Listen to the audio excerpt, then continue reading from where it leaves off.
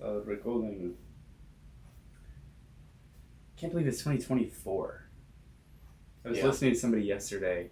They were like, it's going to be a good year. It's an even year. I'm like, what does that have to do with anything?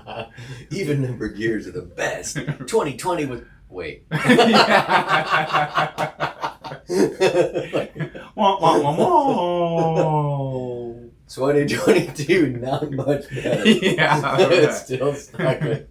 Exactly. Oh my gosh. Well played. All right, let's get this going. Let's get it started in here. Oh my goodness. Ladies and gentlemen, let's break into song. Breaking, better than breaking the leg. Gosh. You know that movie Breakin'? I never watched it. Oh, yes, I did. Oh, yes, the one about, like, it sizzles, you put it in the pan, and it goes... No, it's a break. You eat it and you want more... Oh, bacon? Not bacon. Said... Breakin'. Okay, yeah, no. Nope, ain't never seen it. All right, You actually would have been right up your alley back in the day. Back in the day? That was it. Toddler. We yeah. When you were in college, I was a toddler. That's not true. Yeah, you were probably just finishing high school, actually. Can't wait to get my colonoscopy. Sure you can't. Or should we do that one live too? No. Oh my Lord. All right, let's do this. Start. Record. And these one. Yeah. Hey everyone, welcome to the Shrink Think podcast. We are, as always, thrilled, riveted, excited to be here with you because we love our jobs. We love being here together. Honestly, we're like bros. We love hanging out. We love talking about this stuff. We love sharing this stuff with you. We're just overall excited about this topic and about what we're doing. So thanks for joining us. As always, we love that you guys listen. We love all of your feedback, all the things that you guys share with us, you know, what you guys learn about our show and the things that you enjoy listening to, the topics that we cover. So keep that stuff coming. As always, please send us a message through our website, shrinkthink.com/podcast, if there's a topic or an issue that you would like us to speak to, or if you just want to send us an email and be like, you guys are amazing. Or if you want to send us gift cards also. Oh yeah, gift cards. Electronic gift cards so that we can, buy some gear and wear it on the show or something. Or just buy some swag. Or if you just want to buy some swag, head on over to our website, shrinkthink.com/swag. And to go to our swag shop because, you are the biggest problem in your own life, so you might as well get a shirt that says it. Or tells other people that they are. Yeah, right, exactly. Well, thank you for being here. We've got a great topic, I think. It's one, honestly, that it's a really good topic. It's an important topic, but it's also one that I have found is very difficult to talk about because whenever I have a client or somebody in my life that we get to this part of themselves or ourselves, it's true. It's like you're stepping on something that's very, very true. And it is like the key that will unlock so many things, so many problems or so many stuck points in your life. But it's also the key that nobody wants to see that they are holding. And that is the victim mindset. It's this idea that we are helpless, we're powerless, there's nothing we can do, we are a victim. Even if we've been in circumstances and relationships or situations in our life where we legitimately have been victimized by something, we can experience that and then go into a victim mindset and say, well, I'm helpless, I'm powerless, there's nothing I can do, and thus we stay stuck. And so we kind of want to talk about what does a victim mindset look like, not to shame anybody, not to make you feel bad about yourself, not to criticize, but we want to help you to see some of the landscape of this issue in hopes that maybe it'll resonate with you. Maybe if you're listening to some of this, you'll say, oh, wait a minute, maybe I do have some of that. And that will help you identify what you need to do in order to get unstuck from this place that you're at. Yeah, it's not the same. The thing of it is, Aaron, so we talk about our topics when we go out to dinner and talk about topics. And Aaron had broke this one down. We don't always break them down as much. Like break it down. Okay. But sometimes I do when I'm like in a musical mood. Yeah, so we'll just like pop a like, hey, what about this? And we'll do that. With this one, he had put some thought into it and then had it broke down. And when I looked at it, I was like, man, this is not actually that obvious. It's kind of counterintuitive. Like somebody might say to you like, don't be a victim or whatever. I think you have an idea in your mind when somebody says that to you, you can go like, oh, okay. If you really were being a victim, you're like, man, like, yeah, that just happened. But this one's a little bit different. So in the sense of when you think about mindset, I think you're gonna identify with this a little more than you would like to. I guess that's my problem. Yeah, exactly. So I've got 5 points that I have developed, or 5 observations maybe of aspects of a victim mindset that can be present. And I think probably and by victim mindset, it's like, it's a degree sort of a thing. It's like you might have a little bit of this, you might have a lot of it, you might have a little bit of some of it and a lot of some other things, or none of one and a bunch of the other ones. So I've got 5 points that I want to lay out here in this episode that we'll talk through. And again, hopefully you'll be able to see yourself in it, and we'll maybe talk through how you get out of a victim mindset in the end. It's very simple, actually, in a lot of ways, but it can also be very challenging to do. So the very first thing, number 1, is a victim mindset typically sees yourself as good and other people or the other person or the situation, the circumstance you're in as bad. So you're essentially like the good guy and everyone else or the other person is the villain in your story. So basically, you're okay, you're doing the right thing, and they're doing the wrong thing that you have to deal with. So they can't be doing the right thing. Right, and there's another aspect of that is like, not only are you good, but you're innocent. You're looking at yourself as, I'm just trying to do this, or this is what I am doing, this is who I am. It's kind of like my hands are in my pockets, I'm just walking down the street like old Mickey Mouse cartoon, whatever, just whistling while I'm, going to the candy store, and then boom, like something happens to me, and like out of nowhere, you do this thing, and I'm like, how could you do that to me? I just was walking down the street about to buy some candy. Like you're just out of nowhere, you just did this to me. And so there's this inherent, you're bad for whatever it is that you did, and I'm just completely good and innocent. Does it? How would you relate intention to that? Because like what I'm wondering about in there is, to what extent is it that I'm innocent because I have good intentions? Like you can't. When the person's telling somebody, hey, you did XYZ wrong to me, and then you're maintaining that you're good and they're not, it's this type of idea in my mind, and that you are not intending to do that, so therefore you're good. Yeah, exactly. I would say this kind of leads into number 2, so we'll talk about 1 and 2 together. 1 is I see myself as good, yeah, I see that, and then you as bad. But then along with that, or like this other element that I have found that people with a victim mindset will hold, or a way that they uphold this belief, is that they're looking at themselves and their own intentions. And remember, intentions are what we're trying to do, what we're thinking about in our head, the ideals that we're holding in our minds, that's not necessarily connected with the words and actions that execute those things. So in essence, if I'm the victim mindset, right, I've got this idea in my head like, oh, I'm going to do this good thing, I've got these good intentions, and I might be carrying it out in a certain way, and I'll push a pause on that part of it, right? Because we're not looking at what I'm saying and doing, because I'm a victim mindset, so I'm not looking at that. And instead, I'm looking at the words and actions that you're doing and how they're affecting me. Those are bad. Your words and actions are hurting me, and so therefore they're negative, they're bad. Maybe there's a little bit of character assassination going in there. Like I know, there's a little bit of that happening, but it's like the personal attack of like, you're bad, or you're doing this thing because you don't care. And because also I'm looking at my good intentions and your bad actions, the reverse of that means that I'm not looking at my actions and I'm not looking at your intentions. I'm not assuming that, you probably didn't mean to do that. I'm not considering you might actually have had a good intention for what you were doing and it just came out wrong. Or you were doing something else and you were not even thinking about how this might impact me. Which that's not maliciousness. That's just negligence. That's just ignorance, right? So then what's happening is you're whistling down the road. Something bad happens. Like a bad behavior, in your opinion, happens to you. You don't like it. It hurts you. It bothers you. And so what you do is then ascribe motive to the other person. This is why they did that.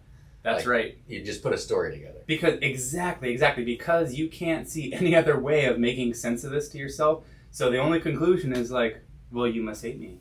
You must not care. You must be, whatever the thing is. There's not this this space, this room for the other person to have had some other story, some other reason that's outside of what you could imagine.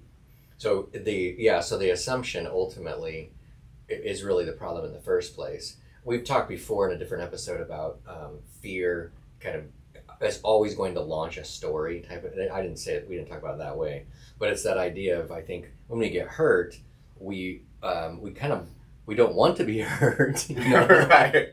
If you do, please call somebody. There's a different kind of a problem. Right. Then it's like inside of that, you want to try to get it over with. Right? Yes. So the easiest way to get it over with is fix the problem. Well, what's the problem? Well, the other person's an ass. Right, exactly. You're the problem. Right. You hurt me, don't do that. Right. How about that? What? Right. Oh, I didn't mean to. Yes, you did. These are the 18 reasons why, which I think is where the trap is. So a couple of things to note. If this resonates with you, then you might see one, you might be creating a story in your head about what's happening that is actually not congruent with actual reality. You've made a story. Or another way of saying that is, if this resonates with you, then something you might be doing is making assumptions about the other person and their motives. That's one part of this, right? I'm assuming that you did this for these bad reasons, or I'm assuming filling in the blanks with why you did something based on my hurt, right? My hurt is the one that's writing the story. Like my hurt is filling in the gaps of what happened and telling a story from that hurt place, which is usually never going to be a good thing. It's not going to be objective. Yeah, one of the things that people that are struggling with forgiveness, so somebody that wants to be forgiven, the thing that they're like complaining about or worried about is that the other person is never going to take their intention into place. Like, because they're not, most of the time, there is literally not a connection where the person was trying to harm someone. Yeah, literally, you're not sitting there going, I think I'm going to come at you today. Oh, my Lord. Nobody does that, right? Yes, thank God. Except for the 3%ers is what I call them. Yeah, that's right. The personality disorder folks out there that are probably not listening. Turned off this podcast years ago. Yeah. Okay, so there's this assumption that's being made, right? So you need to leave space for the other person to fill in the actual story of what really happened. And by the way, if there was an injury, we've said this before on different episodes, just kind of connecting with what you said, Nathan, that if there was an injury, you don't want to if you're the person that did the hurting, you don't want to say, well, I had good intentions, right? Because then that's like negating the action that you did and the impact it has on the other person. Speaking of which, that's kind of the other problem that's happening if you fall into this category, if you have a victim mindset, is that you're not looking at your own actions. I like to think about it like chronologically. If there's an A and then a B and then a C, right? A happens, causes B to happen, and then C is the result. Well, if I am walking down the street, I'm not seeing how I might be doing something A, right? My words and my actions. I'm just looking at my intentions, right? If I'm not seeing my words and my actions and how they might be impacting you, I might be missing that you didn't just come out of nowhere. I might be missing that actually you just freshly paved the concrete sidewalk and I'm traipsing through it, making shoe marks in the concrete, right? Which is why you deserve to get punched in the face. Right. You push me and you're like, get off. And I'm like, what are you doing? Why are you pushing me? So innocently. It's like, well, I was actually walking through your fresh concrete and that upset you, right? But instead, all I'm doing is seeing you getting upset. I'm not seeing what I did to maybe impact you and cause that to happen. So part of this, in order to kind of get out of this piece of it, is you might actually have to rewind the story and start looking at, what did I do? Did I do something that might have prompted you to react to me in that way? Again, this is why you need to go to our swag shop and buy the shirt. Because you are the biggest problem in your own life, right? Did I do something? Was there something that I did that caused you to react to me in that way? And the chances are it's probably true. You probably may have said or done something that impacted them first. And we call that humility, my friend. That's right. Being humble. You know, the other side of the coin, and I'm just looking ahead here. I don't think that it's not on this, but the other side of the victim coin is kind of believing that you are inherently bad. So it's kind of the other side of the coin. So there's two sides of that. So because either way, with the victim mindset, everything's happening to you. And you're making it like be that there's a reason, and effectively everything is about you. Well, so it's like, if you don't take the innocent approach, you're the bad guy, and of course it happened to you because you're just a pile of crap. And that's the one I think that I was referring to in the very beginning as I'm talking out loud here, that is probably more obvious, where people would say, like, why do you believe such these nasty things about yourself, that kind of thing. And that's why I appreciate this, because it's really the opposite and still the same. Exactly. And I'm glad you mentioned that, because ultimately, you are viewing something like about yourself, and you are making it all about you. And I realize that you might not be trying to do that, but you actually are. And that's a bonus point right there, number 6. Like, if we had to make 5 points for this episode, that's a bonus one, number 6, that you just threw in.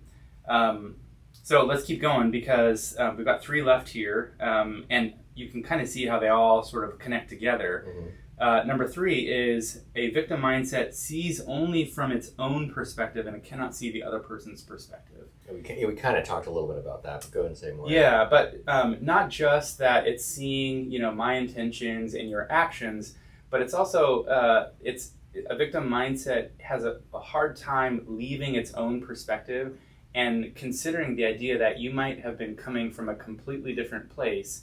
And so therefore, the hurt that you did or caused might have just been an accident.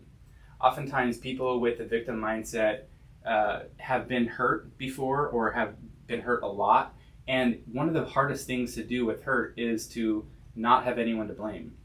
It's to not say, it's this thing, or you did it, or this was the reason. Sometimes it was just an accident. It just happens. And that's really hard to accept about the world and about somebody else, that they didn't mean to do it. It just happened, because now I can't take all of that hurt and that pain and channel it toward the other person and put it on them. I have to kind of absorb it myself as the person who experienced the hurt, and say, well, you didn't mean to, you had these reasons, I still felt it, you're sorry about it, and I need to absorb it and forgive and just get over it. And when you say that, I think our listeners and new listeners will think like, we already know that, like, meaning the idea that sometimes bad things just happen. We all believe that, but we don't actually apply it. Like, when it's happening, like right there, it's like, well, it does. It's like the it doesn't happen to me syndrome. Like, your feelings don't like it. Your feelings don't want that answer. Right. It's not good enough. When you get hurt in that scenario, what we're kind of asking you to do is to take a moment and try to believe that, well, maybe this is one of those situations, because you're not going to automatically allow for it. Mm-hmm. It usually takes a while to get there. What occurs to me too is, as we're getting to this space, I'm thinking, the reality is people are going to come up against some defensiveness that they have real quick, because there's stuff that you're not realizing that you're doing about yourself. About yourself, yeah. So this is going to come up mainly in your closer relationships, to where you're probably not going to see it. It'll be easier for you to do with people that you don't know as well, or that you don't see as often. And that might be where you need to start, making sure that you try this stuff, which is similar in a way to some stuff we talked about in a previous episode of being responsible to someone and not for them, because it's always harder in your close relationships. Anyway. That's right. Right. Exactly. Okay, 2 more here. These are really key as well. I mean, these are all key, but Number 4 is a victim mindset cannot hold both experiences as valid and real, two parts of the same puzzle. One way of saying that, of thinking about this, is in a relationship, you've got like two puzzle pieces. It's like the world's simplest puzzle, right? Just two pieces, you just have to fit them together. I've got one and you've got one. Another way of saying that is there are two pieces of information that in order to solve it, you need both parts of that puzzle. I need my experience or my perspective, and I also need the other person's perspective and experiences. And when you put those two together, you have a whole picture. You can now see 360 degrees, right? I'm not just seeing from my perspective, I'm also seeing from your perspective. And that's how we resolve conflict and resolve issues in a relationship. So a victim mindset only sees its own perspective, so it's lacking the other half of the puzzle. It's lacking half of the information about what happened because it happened to the other person. And inside of that, now it could be just as simple as you said. What I mean by that is like black and white. The other side of that could be that they'll go ahead and like, okay, tell me what you wanted to, tell me what you think. And then the other person says that stuff, but all that's happening says their perspective. But in the victim mindset, the person is denying all of it. Like they're just sitting there going, nope. Sure, yeah, that nope. was your experience. Yeah. But mine is more important. Your Right. Mine is the one real one. There's no attempt to compromise or to actually hear the other person's side. The belief is, if I hear the other person's side, then I deserved all of that, and it's okay that I got hurt, which is none of that's true. But you have to open yourself up. Essentially, you're opening yourself up to the pain you don't want to have. So that leads us to number 5. The victim mindset sees things as right, wrong, rather than both and. Right, wrong is exactly what you described. One person's experience was right and the other person's experience was wrong.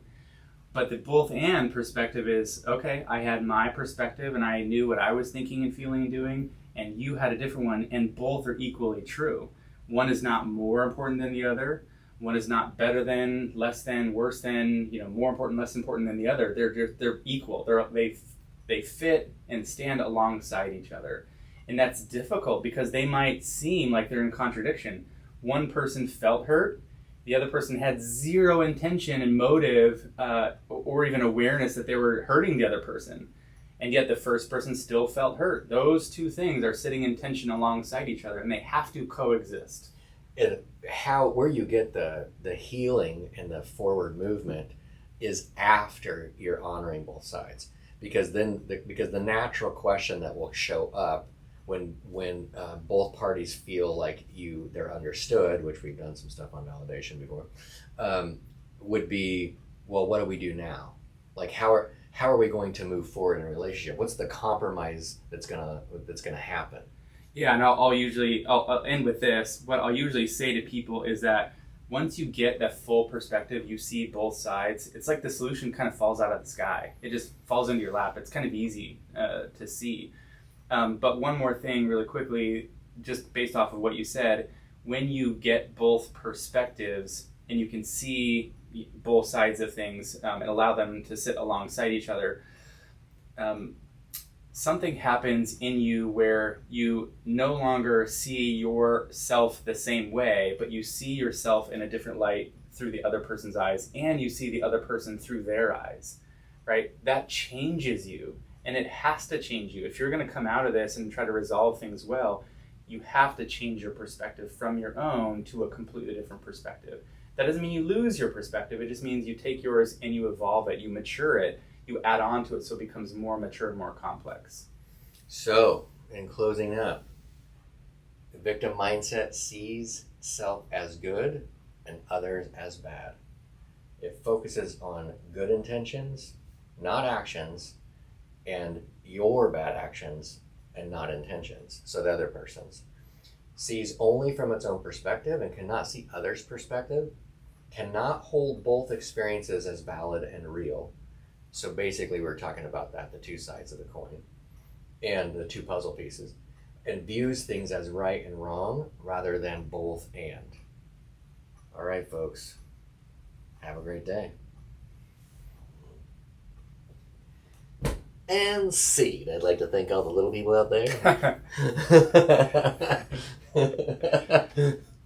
That's good. Yeah. I really like that. Yeah. I feel that was meaty. Yeah, it was. It was a meaty one. I feel like we could do more. We could flesh some more of that out, and maybe more will come out of it. As we evolve and think about stuff, and because I feel like there's kind of some growth or like things you could do about that. I don't know. As we were talking it out, fleshing it out, I was like, man, there's just more. There's more. I know. Like you had a bonus point, and you had said something else. I was like, oh, there's like 7 or 8 now. 7 or 8 points. Yeah, there's too many points. The Yeah. points are happening too much. That's a drinking program. I can't believe the points are happening.